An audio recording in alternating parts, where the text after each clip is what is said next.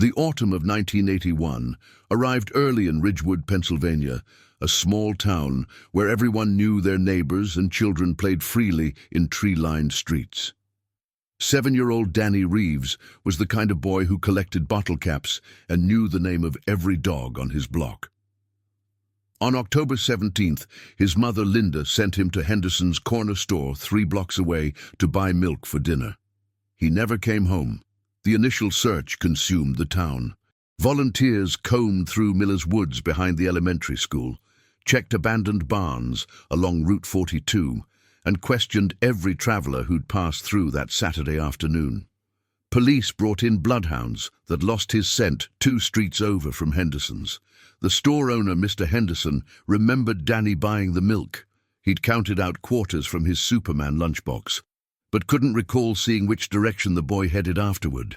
Linda Reeves plastered missing posters on every telephone pole between Ridgewood and the county line. Danny's father, Robert, a mechanic at Pearson's auto shop, took unpaid leave to join search parties that dwindled as weeks turned to months.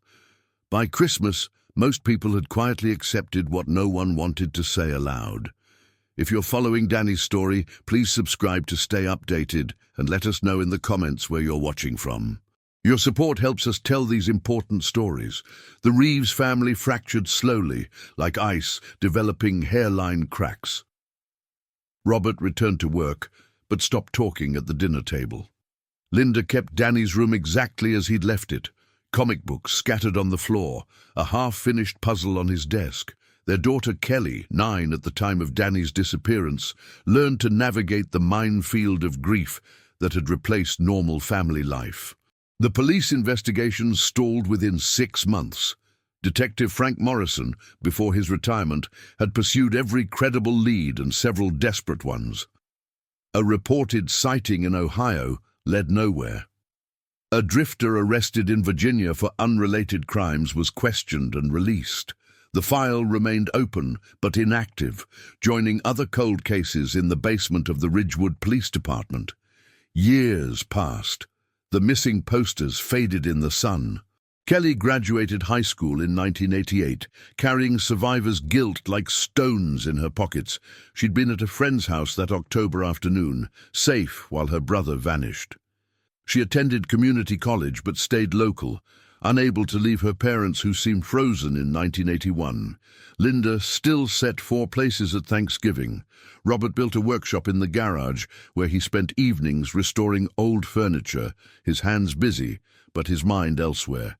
They never officially declared Danny dead. They never held a funeral. The uncertainty was its own kind of torture, a question that couldn't be answered, a door that couldn't be closed. Then, in September 1993, something impossible happened. Kelly was helping organize student records at Ridgewood Elementary, where she now worked as a teaching assistant. The school had finally computerized its enrollment system, and the principal asked her to help verify old files before archiving them. She was cross-referencing class rosters from the 1980s when she noticed something that made her breath catch. The 1993-1994 third-grade roster sat on her desk, freshly printed from the new database. She wasn't looking for anything specific, just comparing formatting between years. But there, among the names of 8-year-olds currently attending Ridgewood Elementary, she saw it. Reeves, Daniel printed in a light gray font, different from the solid black of other students. Her hands shook as she grabbed the previous year's roster. Not there. She pulled 1991-1992. Nothing. But 1993-1994 clearly showed his name, listed alphabetically between Rebecca Patterson and Timothy Shaw. The gray text seemed to shimmer under the fluorescent lights. Kelly's supervisor, Mrs. Brennan, found her staring at the paper with tears streaming down her face. When Kelly pointed to the name, Mrs. Brennan's confusion turned to alarm. She'd been teaching at Ridgewood for 23 years. She remembered Danny's disappearance, remembered Linda Reeves sobbing in this very building. "That's not possible," Mrs. Brennan whispered. "There must be a computer error. The system's been glitchy." But Kelly noticed something else. Next to Danny's name was a classroom assignment, room 14, Mrs. Patterson's third-grade class. A phone extension was listed, even a student ID number, 930847. Mrs. Brennan called the IT contractor who'd set up the system. He arrived within an hour, a nervous man named Gary, who insisted the database pulled from enrollment forms submitted by parents. "The system doesn't generate names," he explained, adjusting his glasses. "Someone had to have filed paperwork." They went to the registration office. The secretary, Alice Drummond, had worked there since 1979. She went pale when they showed her the roster. With trembling hands, she opened the filing cabinet for current year enrollments. Under R, they found a manila folder labeled Reeves, Daniel. Inside was a standard enrollment packet dated August 1993. It contained a birth certificate photocopy, immunization records, and an emergency contact form. The handwriting on the forms was neat, feminine. The parent's signature read Linda Reeves, with an address they didn't recognize. 847 Maple Ridge Road, nearly 40 miles away in Clearfield County. The emergency contact number connected to a disconnected line when they called. The address, according to the secretary who looked it up, belonged to a vacant property that had been condemned 2 years earlier. Yet someone had filled out these forms. Someone had enrolled Danny Reeves, or a child using his name, in Ridgewood Elementary for the 1993 school year. Kelly sat in the principal's office while Mrs. Brennan debated whether to contact police. The enrollment packet felt wrong in ways that went beyond clerical errors. The immunization dates showed vaccines administered throughout Danny's life, shots he would have received at ages 3, 5, and most recently a tetanus booster in July 1993. The handwriting matched no computer-generated form. Someone had carefully, deliberately created documentation for a child who'd vanished 12 years ago. "We need to tell my parents," Kelly said quietly. "And we need to call Detective Morrison." Mrs. Brennan shook her head. "Morrison retired in '89. He moved to Florida. Then whoever replaced him. Someone filed this paperwork 2 months ago. Someone tried to enroll Danny." The question nobody wanted to ask hung in the air. Had Danny been alive all these years? Or was this something darker, an identity theft? A cruel prank, something they couldn't yet comprehend. Kelly drove to her parents' house with the enrollment forms in a folder on her passenger seat. She'd called ahead, said only that she needed to discuss something important. Linda answered the door, still beautiful despite the weight of grief that had aged her prematurely. Robert appeared from the kitchen, wiping his hands on a dish towel. They sat at the same dining room table where Danny had eaten his last breakfast 12 years ago. Kelly laid out the roster first, watching her mother's face crumble as she recognized her son's name. Then the enrollment forms. Linda touched the signature, allegedly her own, with a fingertip. "I didn't write this," she whispered. "Robert, I didn't—" "We know, honey." Robert's voice was steady, but his jaw clenched. He studied the emergency contact form. "This isn't your handwriting, but it's close. Someone copied your style." Linda stood abruptly, left the room, returned with a shoebox Kelly had never seen. Inside were letters, dozens of them, all addressed to the Reeves family, all postmarked from different locations over the past 12 years. Pittsburgh, Harrisburg, Philadelphia, even one from Delaware. "You never told me about these," Kelly said. "They're from people who claim to have seen him." Linda's voice broke. "Some are well-meaning. Some are disturbed. This one," she pulled out an envelope from 1987, described a boy matching Danny's description, working at a farm in Lancaster County. Your father drove there. It was someone else's grandson. Robert took the enrollment forms to the window, examining them in better light. "The birth certificate is a photocopy, and could be Danny's actual one, stolen from records somewhere." Kelly noticed something they'd missed. In the bottom corner of the enrollment form, so faint she almost overlooked it, someone had written in pencil, "Room 14, Tuesday, Thursday. Needs help with reading." Mrs. Patterson's class meets Tuesday and Thursday for specialized reading assistance, Kelly said. Whoever filled this out knew the school's schedule. The police arrived at 8:30 that evening.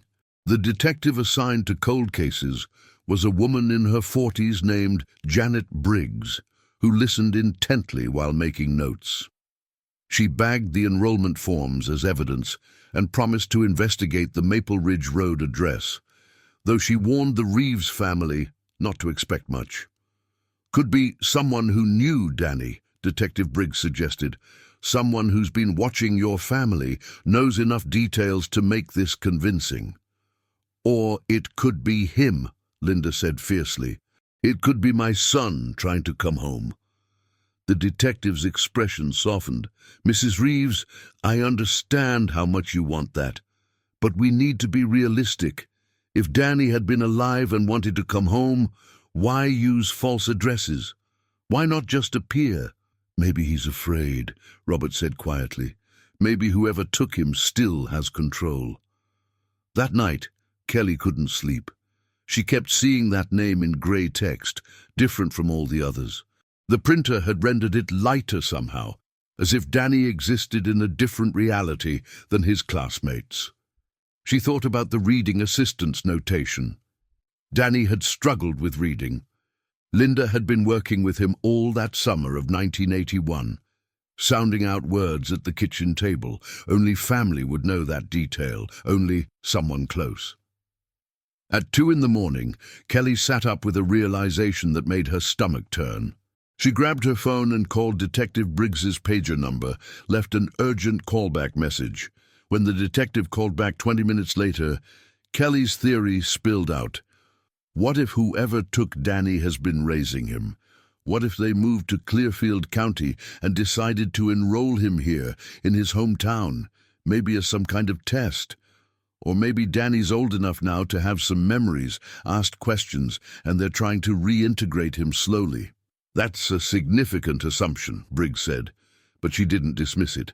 "I'll check enrollment at schools near that Maple Ridge address, see if anyone matching Danny's description attended there previously." The next morning brought news that rearranged everything. Detective Briggs called the Reeves house at 7 a.m. The Maple Ridge Road property had indeed been vacant since 1991, but county records showed someone had been paying property taxes on it through 1993, a woman named Carol Hutchins, who'd used a P.O. box in Clearfield for correspondence. Carol Hutchins had no criminal record, no driver's license on file, no social security number that matched any living person. She was a ghost, or an identity someone had constructed carefully. But there was more. Briggs had contacted Clearfield Elementary, the school nearest to the Maple Ridge address. Their records showed a Daniel Hutchins had attended there from 1987 through 1993, grades 1 through 6, withdrawn in August 1993, right before the Ridgewood enrollment forms were filed.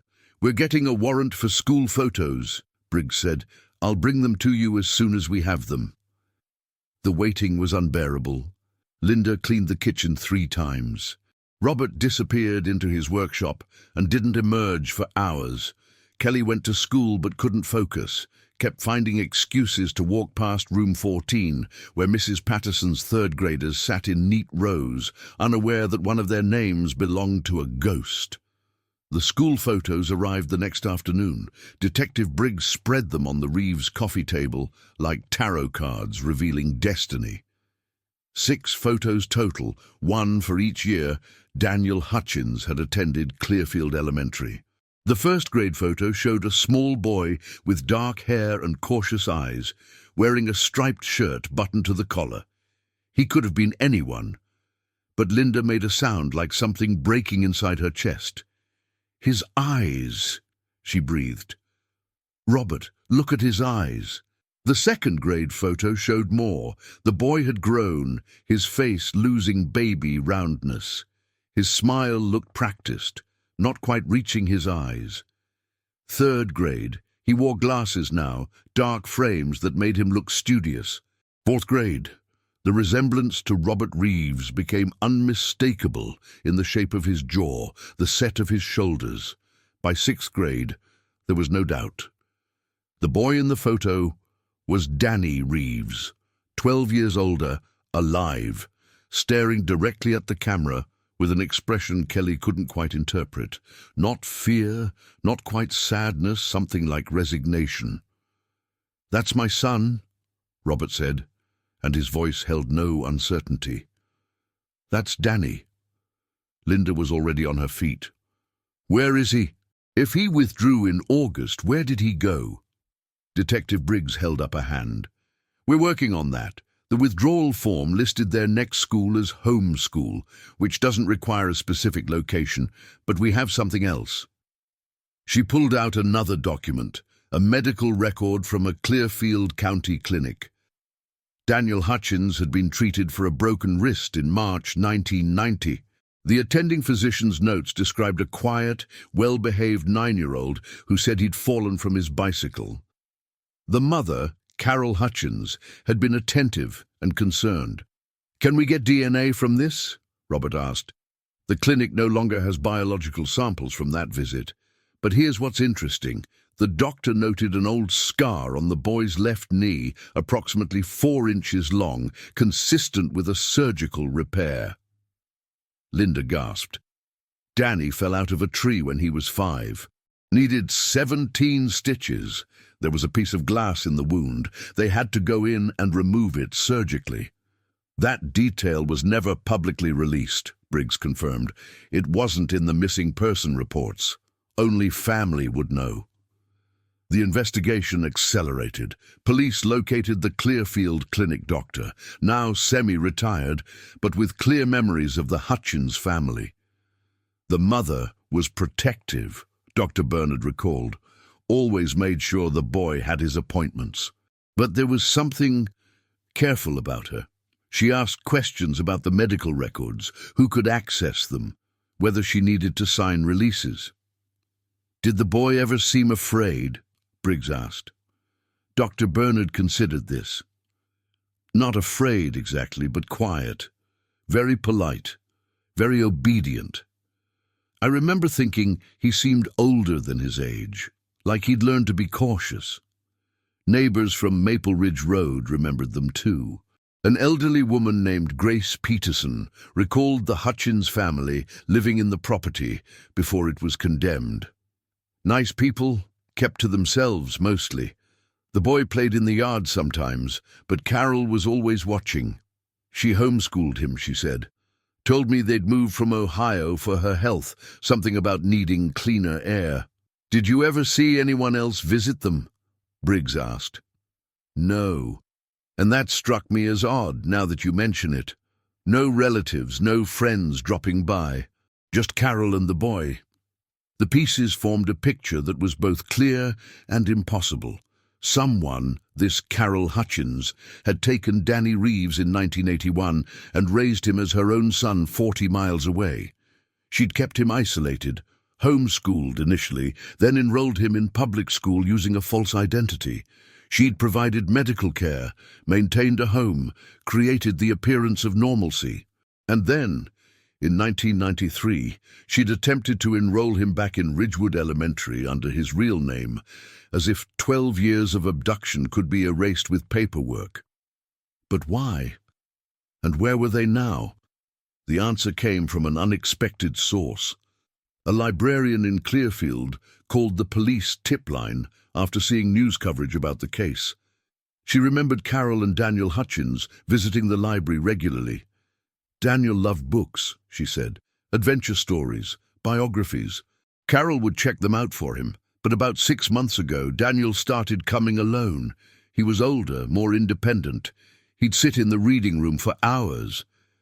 "Did he ever talk to anyone?" Briggs asked. "Yes, actually. He befriended another boy who came in after school. I overheard them talking once. Daniel asked the other boy what school was like. Real school, with classrooms and teachers. He seemed fascinated by normal things, like riding the bus or eating in a cafeteria. The librarian provided a detail that made everything click into place. The last time I saw them, about a month before they disappeared, Daniel was asking about Pennsylvania geography. He had a map spread out, was marking locations. I noticed Ridgewood was circled in pen. Danny had been planning his return.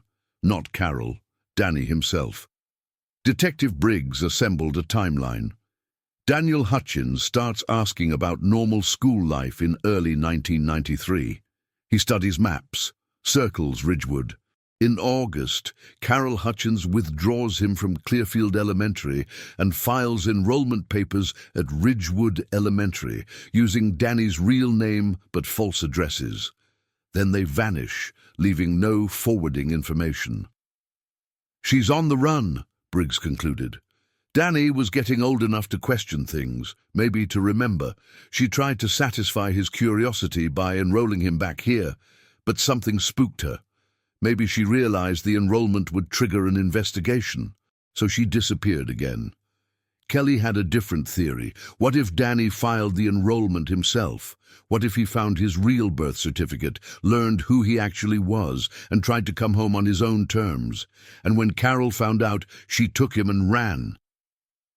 Linda's hope, which had been building throughout the investigation, crystallized into determination. "We need to find them. He's alive. He's been alive this whole time, and we need to bring him home." The FBI became involved. Child abduction cases remained active regardless of time passed, and Danny's case now had substantial evidence.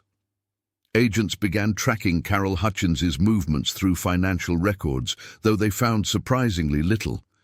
She'd paid bills in cash, avoided credit cards, left minimal paper trail. But people aren't invisible, especially people with children. The FBI distributed age-progressed photos of Danny alongside Carol's driver's license photo from the 1970s, found eventually in Ohio records under her maiden name, Carol Brennan.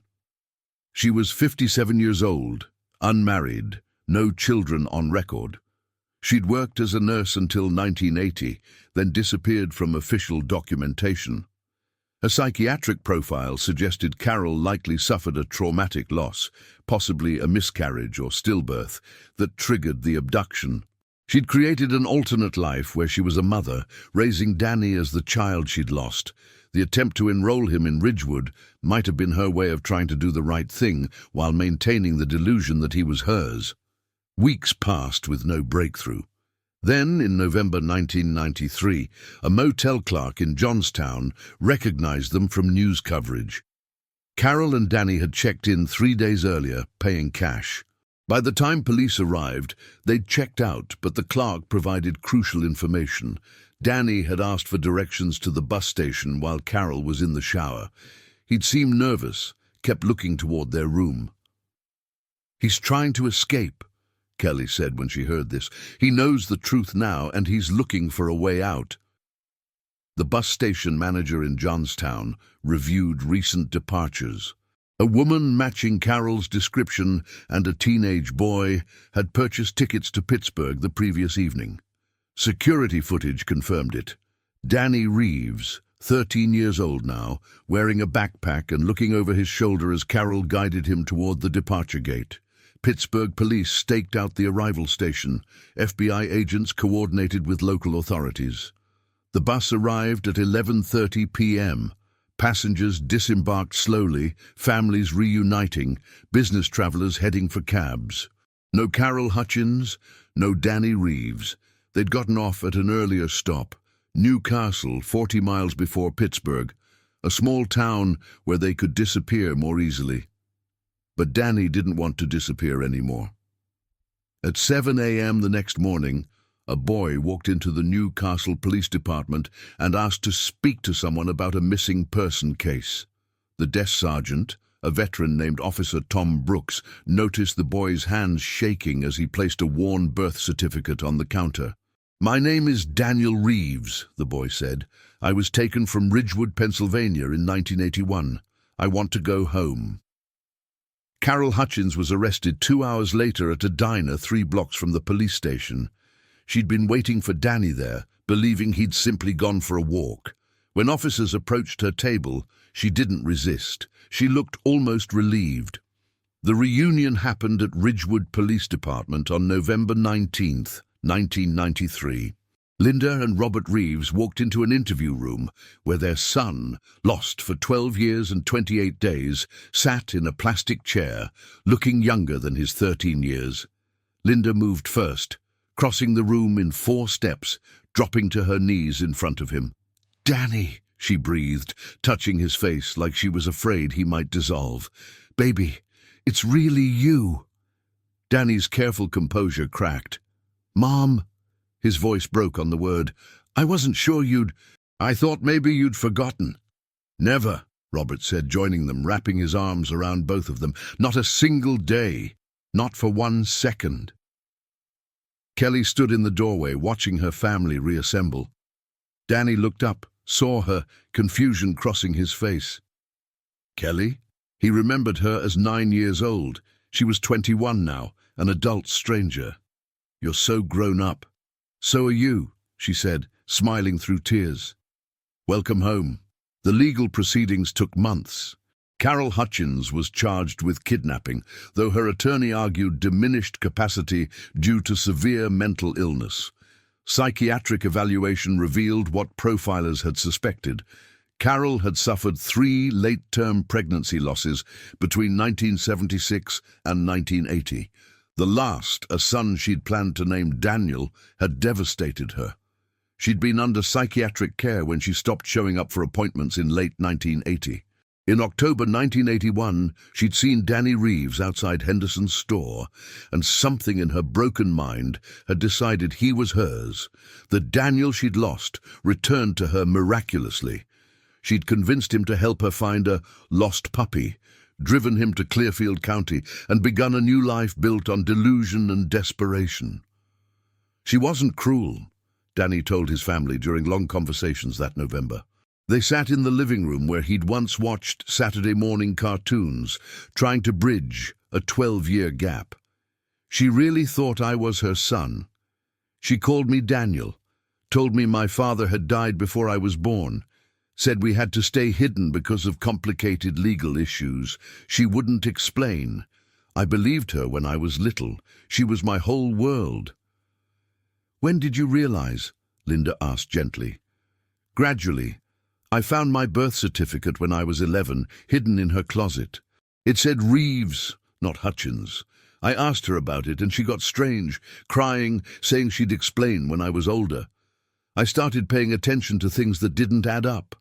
Why we never had family photos, why she wouldn't let me have friends over, why she seemed afraid of police." "And the enrollment form?" Robert asked. Danny's expression turned guilty. "That was me. I found old newspaper articles at the library about a missing boy from Ridgewood named Daniel Reeves. I saw the date, October 17th, 1981, and I remembered Carol picking me up that day, telling me about the puppy. It all clicked into place. So I forged her handwriting, filled out the enrollment forms, thought maybe if I showed up at school in Ridgewood, someone would recognize me and I could go home." "Carol found the forms before you mailed them," Kelly guessed. "Yeah, she freaked out, said it wasn't safe, that we had to leave. She'd been getting more paranoid anyway, talking about people watching us. I think part of her knew the truth, that I wasn't really hers, that she'd done something terrible. But she couldn't let go.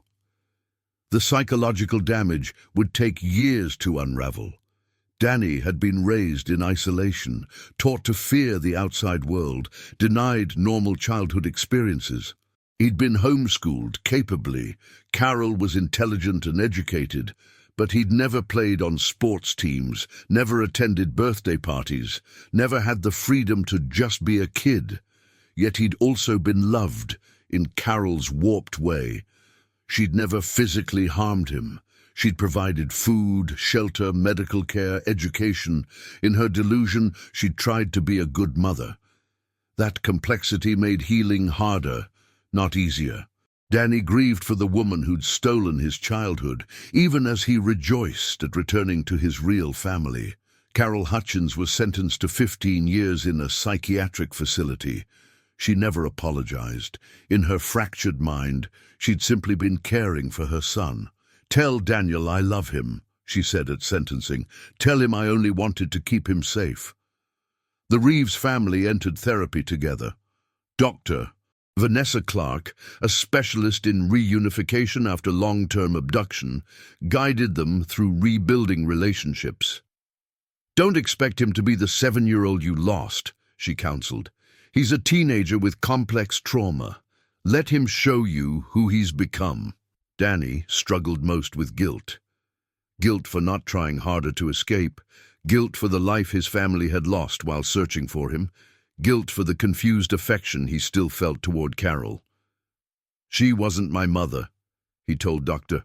Clark in one session, "but she was the only mother I knew for 12 years. I hate her, and I miss her, and I don't know how to feel." Kelly became his bridge to normalcy. Closer in age, she understood the disorientation of everything being familiar yet strange. She introduced him to MTV, taught him about grunge music and Desert Storm and everything he'd missed. She accompanied him to Ridgewood High School when he enrolled in 9th grade, stayed close while he navigated the overwhelming reality of crowded hallways and cafeteria politics. "Everyone knows who I am," Danny complained after his first week. "They all stare at me like I'm some kind of exhibit." "They're curious," Kelly said. "Give it time, you'll make friends." He did eventually. A boy named Jason who loved science fiction became his first real friend. A girl named Amy who didn't ask probing questions about where he'd been sat with him at lunch. Slowly, Danny built a life that was actually his own. Not Carol's carefully controlled world, not his family's frozen memories, but something new and authentic. The newspaper coverage eventually faded. Ridgewood returned to its quiet rhythms. The Reeves family learned to live with the complexity of their miracle. They'd gotten Danny back, but 12 years couldn't be recovered. Innocence couldn't be restored. Trauma couldn't be erased with love alone. On October 17, 1994, 13 years after his abduction, the Reeves family gathered at Henderson's corner store. The owner, Mr. Henderson, now elderly and planning to retire, had saved the original missing poster from 1981. He'd kept it behind the counter all these years, a reminder of the boy who'd bought milk with quarters from a Superman lunchbox and never made it home. "I thought you'd want this," Mr. Henderson said, handing the faded poster to Linda. Danny studied his 7-year-old face on the yellowed paper. "Missing," it screamed in bold letters. His school photo smiled out innocently, unaware of the 12-year journey ahead. He thought about that little boy, about the life stolen and the life lived, about Carol's broken mind and his family's shattered hearts. "Can I keep this?" he asked Linda. "Of course, sweetheart. Why?" "To remember," Danny said quietly. "To remember him. That little boy who went to buy milk and never came home. He's part of me, too." They walked home together, the four of them, Linda and Robert and Kelly and Danny, down the same streets where a 7-year-old had vanished. Autumn leaves scattered across sidewalks. Neighbors waved from porches. A normal evening in Ridgewood, Pennsylvania, made extraordinary by the impossible fact of being together. That night, Danny added the missing poster to his room, the same room that had been preserved for 12 years. He'd been slowly making it his own, replacing childhood posters with things that reflected who he was now. The Superman lunchbox sat on his shelf, returned by police who'd recovered it from Carol's possessions. Evidence of a childhood interrupted, a family fractured, a boy lost and found. In the years that followed, Danny Reeves would graduate high school, attend college, become a social worker specializing in reunification cases. He'd help other families navigate the impossible complexity of finding lost children, of bridging unbridgeable gaps. He'd marry, have children of his own, teach them about resilience and the strange mathematics of trauma and healing. Carol Hutchins would die in the psychiatric facility in 2004, still insisting that Daniel was her son, still unable to comprehend the magnitude of what she'd done. Danny didn't attend her funeral, but he sent flowers, white roses, the kind she'd planted in their yard in Clearfield. The grey text on that 1993 roster, Reeves Daniel, became something of a legend at Ridgewood Elementary. Teachers told new staff about the impossible name that had appeared, about the boy who'd been returned by a printer error and his own determination. Some called it coincidence, others divine intervention. Kelly Reeves, who eventually became principal of that same school, simply called it the day her family stopped waiting and started living again. On quiet autumn evenings, when leaves scatter across Ridgewood streets and the light falls golden through old trees, you might see a man in his 40s walking his children to Henderson's corner store, now a cafe, but still standing. He'll buy them hot chocolate and tell them stories about being 7 years old, about the fragility of normal life, about the long journey home. And somewhere in a filing cabinet in the school office, that 1993-1994 third-grade roster remains, preserved as a reminder that sometimes the impossible happens, that names printed in grey can become solid, that lost children can be found, that 12 years of absence can't erase the bonds of family, that even in the darkest disappearances there can be light at the end, not perfect, not without scars, but real and precious and worth every moment of the waiting.